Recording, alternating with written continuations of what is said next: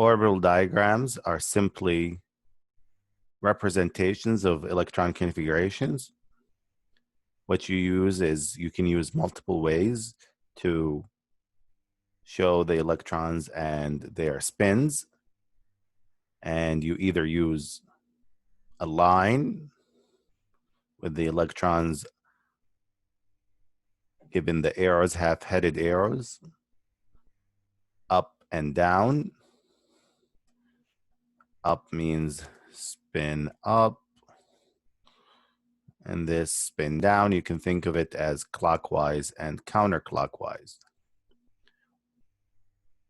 This is allowed.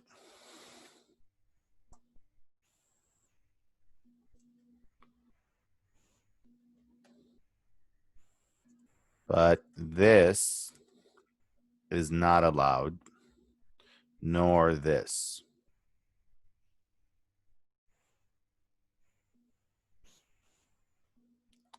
Because they violate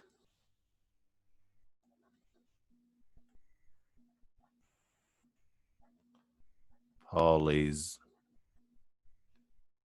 principle, exclusion principle.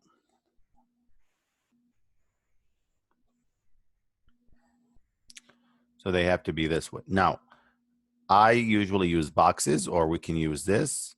So you can sometimes see it as a box, up and down, so on and so forth. Or the book uses circles. It really doesn't matter. Or sometimes people use parentheses. It really doesn't matter. All you need to know is if you have a line like this, means that's one orbital. If you have a box, that's one orbital. A circle, that's one orbital. Parentheses is one orbital.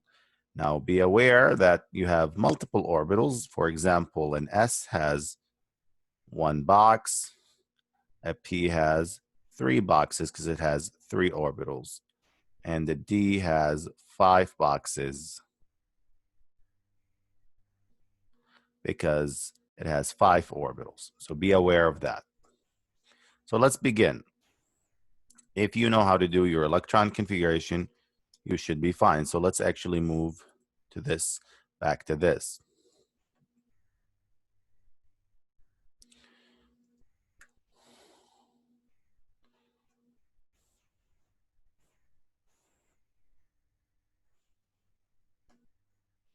So let's begin with something simple. Something like boron, B. Again, I'm going to assume that you know how to do the electron configuration, so I'm just going to represent them. You can go back to the previous video if you're still struggling with electron configuration, but the lecture would take a long time to go back and explain everything again. I assume at this point you know how to do the electron configuration. So it's 1s2, 2s2, and it's 2p1. So how do we represent this? Well, like I said, you can use a line, or you can use a box or boxes, parentheses. So let's just use a box. This is the 1s right here. That's one box. This is the 2s right there, because it's an s orbital, one box. And this is the p. It's 3 boxes, 3 orbitals. Now, this can be deceiving and misleading that they are all on the same energy level. This is not the case, as we talked about with quantum mechanics. They actually would be the 1s, would be the 2s, and then you would have the 2p. Again, remember the energies of the orbitals at the different energy levels. Either one is fine, but sometimes we use this one here where we just go in order simply to save space. So let's begin. The S has 2 arrows. So we go up, down, pairing, up, down for the 2s, and we only have 1 electron, so that would be up.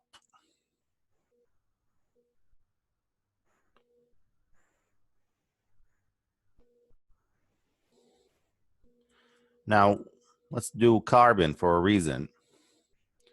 When you do carbon, 1s2, 2s2, there it is, 1s2, 2s2, 2p2, two boxes. You say here's the 1s, here's a 2s, and here's the 2p. Okay, when you get to this point, say, okay, here's up, down for the 1s, up, down for the 2s, because you have 2 electrons. And when you get to here,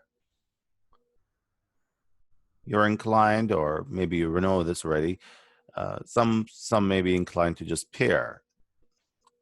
So go up, down in the first orbital of the p, and that would be incorrect. What you should do is, if there is more space, if there are other empty orbitals in the p, they're all at the same energy level, look at them, then what you should do is you should go to the next orbital, empty orbital, and put the electron with a parallel spin, like this. So why would we do it? Why would we have to do that? Well, if you go back to your lecture notes, right here, this is called Hund's rule, right here. Hund's rule. And it says when filling degenerate orbitals, and what that means is same L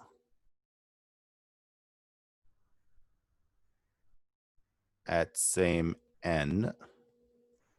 L, remember, is your orbital. So if it's P, D, F, S, whatever it is, at the same energy level. Meaning, you know, if you have 2p, that means you have 3 orbitals, 3p orbitals at 3p orbitals at the second energy level.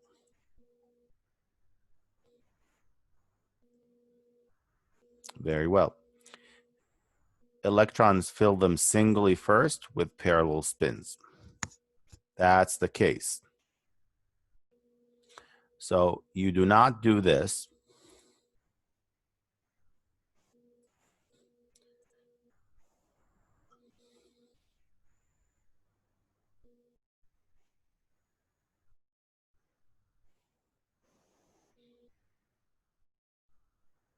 So this would be incorrect. The reason why is because electrons do repel each other. They're willing to pair as allowed by Pauli's exclusion principle, but only if they need to. But if they don't need to and there's enough space, then you can actually fill them in parallel orbitals with parallel spins. So be aware of this. You keep going. And then when we get to another one, which we're going to do next, which is oxygen.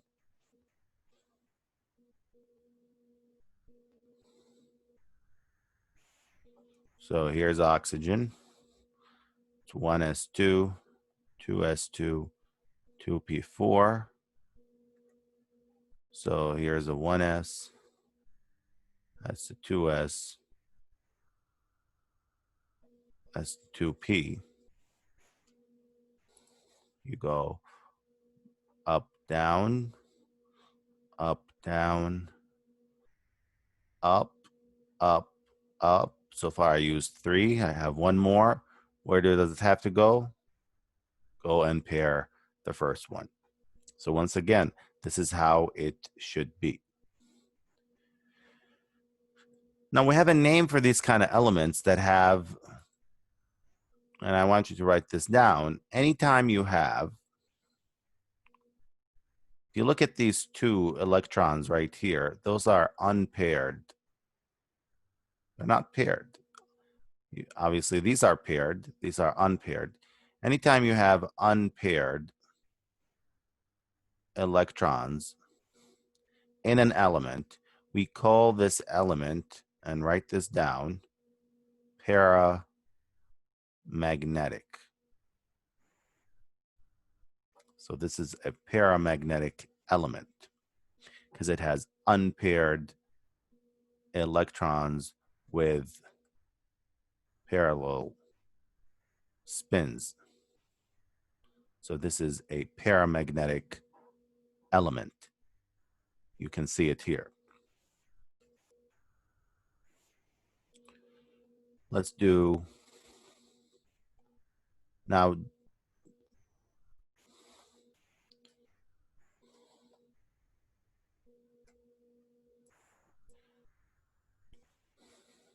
Okay. So let's do another element. Now, you might be asking that, and we'll keep the long ones until we get to the abbreviated method because it's going to make sense. Otherwise, it's going to take simply a lot of space. But we're going to do one in the D block right here just to apply it to this as well. So for example, let's say you have manganese, Mn. So it's 1s2, 2s2, 2p6, 3s2. Here it is, 1s2, 2s2, 2p6, 3s2, 3p6, 4s2, and then 3d, 1, 2, 3, 4, and 5. 3d, 4, 3p6, 4s2, and then 3d5.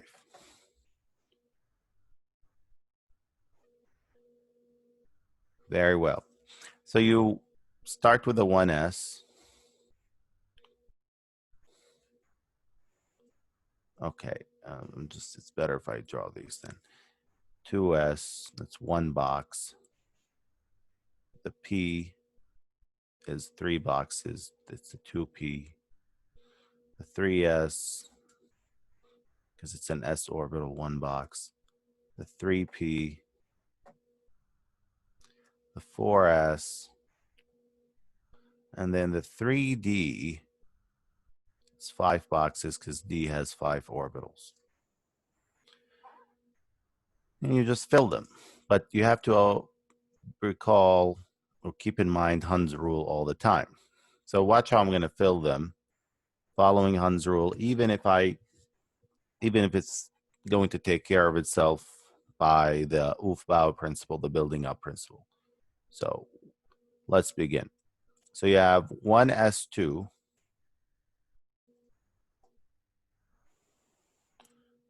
up, down. That's 2 electrons. 2s2 up, down.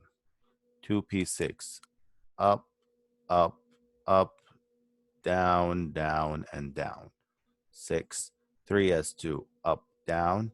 3p6 up, up, up, down, down, and down. 4s2 up, down, and then 3d5 up, up, up, up, and up. And that's 5, 3d5. Okay. Would this be considered paramagnetic? You have unpaired electrons, not just one electron, electrons with parallel spins. Yes, you do.